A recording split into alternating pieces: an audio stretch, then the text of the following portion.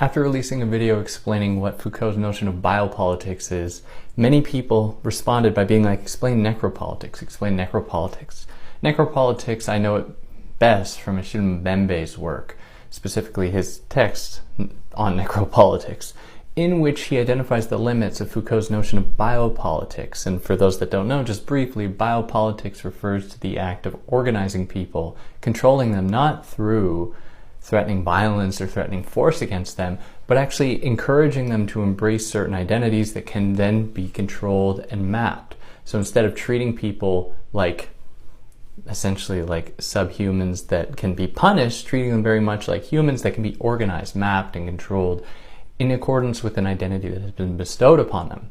Now, Mbembe is not quite so satisfied with this. That is, Mbembe says that this totally discounts the ways in which so many people across the planet experience the threat of physical harm and actual physical harm all throughout their lives in all parts of the world, much at the hands of the West, the quote-unquote West and global North, be it in the form of military violence or exploitative violence by companies going overseas to find cheap labor and putting people through horrendous working conditions there.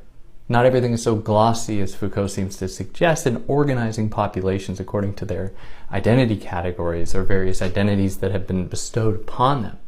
So what Mbembe does is open up a consideration of what he calls death worlds, worlds in which biopolitics hasn't really gotten a chance to enter yet, in which still the older form of control through direct physical harm is always threatened and is always present.